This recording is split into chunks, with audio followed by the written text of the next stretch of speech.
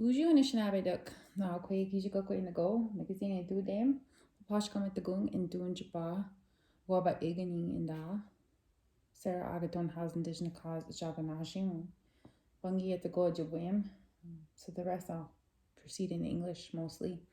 Buju fellow Anishinaabe, my name is Sarah Agaton Howes in English. Na kwe kijiko is my Anishinaabe name. I'm Eagle Clan and I'm from Fond du Lac, Cloquet area, but I live in the village of Sawyer, and I only speak a little Ojibwe. So welcome to today's Makininikewin video. I work a lot on developing community artists and cultural art in our community. I feel really strongly that's important to help people build the tools they have to be able to do the art of our grandmothers. I didn't grow up making these kind of cultural arts, but I grew up here on Fond du Lac Reservation, and I feel really strongly that this is part of what our generation is supposed to be doing. So I'm really grateful to have learned from so many amazing mentors. So we're going to break this video into several parts, but the first part is going to be on pattern and cutting out and leather and supplies, and that's what we're going to talk about today. Thanks to Fond du Lac Tribal Community College for asking me to create these videos. So that's pretty cool too. So a lot of Ojibwe moccasin styles are either what we call split toe, or what some people call pointed toe, and have this little seam right here up the middle. This is probably an older style moccasin, and also round toe. Both of these have puckers. Both of these are beautiful and both of them are wonderful.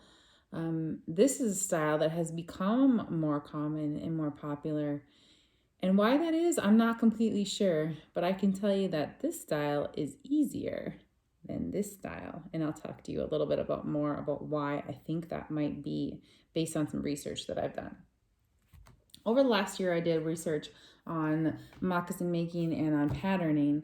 And along with Michelle Defoe, we created a pattern book with both split toe and round toe style patterns, because we really do a lot of classes and we get asked a lot for patterns, and we want to build as many tools as we can for makers. And so what you're going to need to make, I was asked to make a pair of split toe. And so like I said, that has the seam right down the middle, very old style moccasin. You're going to need a pattern, and you can make a pattern from a person's foot. It's completely possible. If not, I have tutorials on how to make a pattern from someone's foot on YouTube. And then I also have this book, obviously. This is a women's size 9. So I have my sole, I have a cuff, and I have the toe, or the vamp, as this is often called. I have my Wawashkishi Wayan. This is a brain tanned hide. And I'm going to talk a little bit about hides and show you a little bit about why this is important. So in researching the different styles of moccasins, something I found with the round toe moccasin was you can make these out of almost any kind of hide, commercial hide, brain tanned hide. They're a lot more flexible about what kind of hide you needed. Whereas the split toe, you really need a really good hide. You really need a brain tanned hide to make these and make them work. Those of you who've tried to make split toes and ended up with elf shoes like me know that they can be very tricky if you don't have a nice, firm, strong hide. And so that is something that I feel like is very important. And this is a brain tan hide we're going to use here.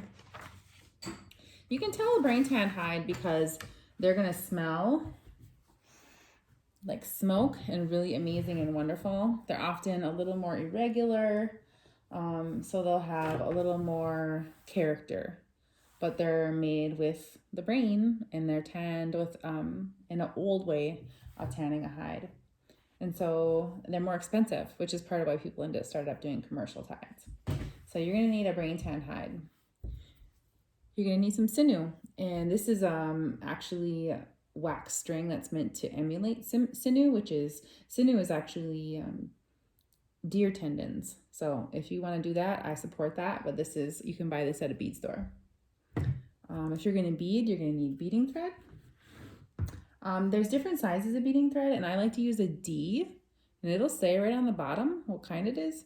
The reason for that is it's the thickest, and I just like to use one that's not going to break. Kind of feels a little bit like fishing string.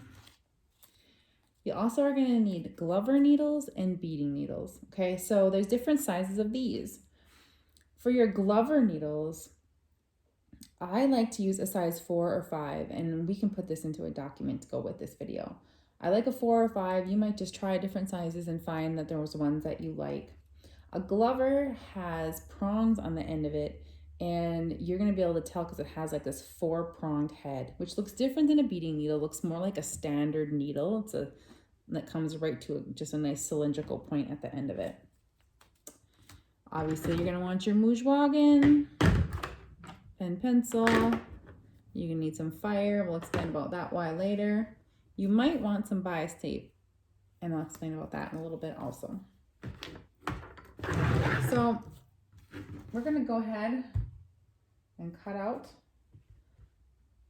our size 9 women's moccasin. Now, when I'm looking at a hide and when I'm getting ready to cut out a hide, I want to really look at whatever side I want to show. And it's up to you if you want to show this side or this side. Now, this side is a little cleaner, so you might choose to pick that side. And I don't think there's a right or wrong answer. I think it's just up to you. So I want to lay this out. I want to really look at it carefully because there's like imperfections, little holes, weak spots, and I definitely don't want those right in the middle of the bottom of my moccasin. There's also a stretch to leather, and you want to pull that and feel where the stretch is. And sometimes it's a little hard to tell, but you want the stretch of your hide to be the width of your moccasin. So you want the stretch to go this way. The reason for that is you don't want your moccasin the first time it gets wet to grow on you. So you don't want your moccasin to get longer the first time you walk on it in the dew. And most importantly, probably, is you want them both to be stretching the same way. So you wouldn't want to cut one this way and then turn it and cut one that way. This really only applies for the bottom piece because your vamp and your cuff, it's not going to have that much stretch and pull, so that's not quite as important. But I learned the hard way, like I do with most things, that you really want to make sure you have the stretch the right way. And so again, this stretch is the width of your moccasin. And if you can't tell, now I'm feeling this is the stretch here. So I'm going to go ahead and look for holes and stuff and get a nice, really nice piece. We want to use the hide as judiciously as possible, but getting the best looking pieces we can. So because I'm going to be able to cut my tops out of here, I'm going to go ahead and put this right here. I use a pen, draw right on there. This is such a beautiful hide. Oh my gosh. Auntie Roxanne knows how to pick a hide, let me tell you.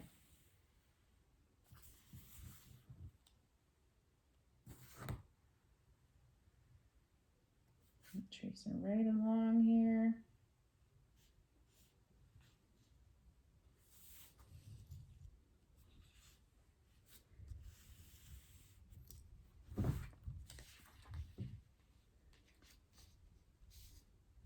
Maybe I'll ramble a little bit while we're going. I like to line it right up next to it, partly because that saves me cutting, right? So I'm just going to line that up, and then I can just follow that line.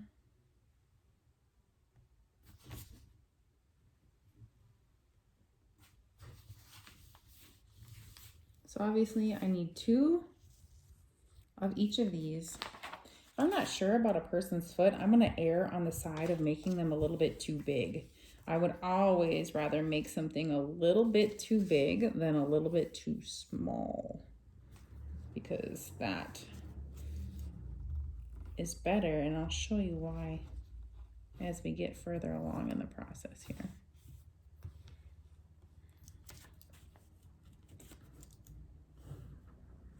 All right, got my 2 tops. So I got 2 tops,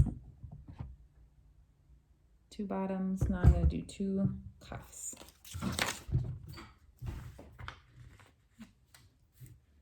And I like to line this up because I want to make this hide go as far as possible. There's lots of different kinds of cuffs, and when you are learning something like this, you're probably going to find that there's as many answers as there are teachers. And these are all right. Like, these are all correct answers. My way of doing this is just the way that I have been taught, the way that I've gotten used to doing it, the way that I feel works best. And so if you have somebody else who teaches you a different way, that's totally good. And I say, go for it. Don't, there's no one right way to do stuff with this kind of thing. Ideally, you know, all of us would have had our grandmas teaching us this stuff, but most of our grandmas went to boarding school. So we're cobbling together a life from what's left, right? All right, so I've got my 2 cuffs. I'm going to cut those. I'm probably going to trim this later, so I'm not going to get like real weird about how perfect this cutting is.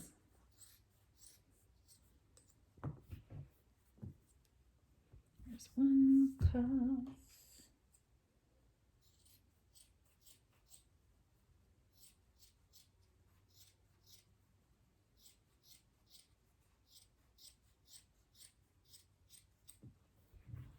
Two cuffs. I'm also going to need some string, but we can come back to that later. String just to tie the moccasin.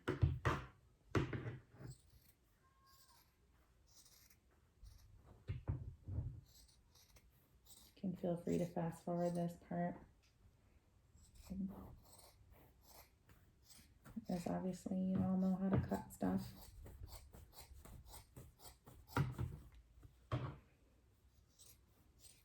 So I learned how to make moccasins from Winnie La Prairie, who is from our community here. And then also from Wendy and Karen Savage, who are also from Fond du Lac. Fond du Lac has a lot of amazing artists, actually. And my mom tried to teach me how to bead when I was a teenager, but, you know, like most teenagers, I cried around about it a lot, had a lot of temper tantrums, so it didn't get very far. So I'm sure it's quite entertaining to my mom that this is what I do for a living.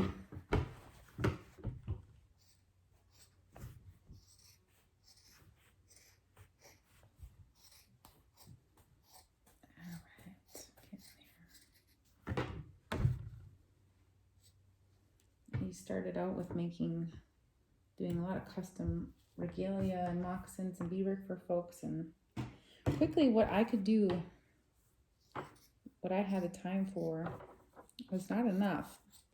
And I realized my community really needs to learn how to make all this stuff. They don't need me to do it. And even on just like a level for people's own well-being, they needed to know how to do it. It makes a person feel very different when they feel like they're competent in these cultural arts. It makes us feel connected and competent as an Anishinaabe, and I really think that is more what this is about than anything. Okay, I've got 2 tops, 2 bottoms, 2 cuffs. There's another piece I need that is called a whelp, and it just goes right here in my little seam, and you can make this out of bias tape, which is just like a folded cotton. You could cut and fold and iron a piece of cotton, or you can make it out of leather. And for these ones, I'm going to do it out of leather.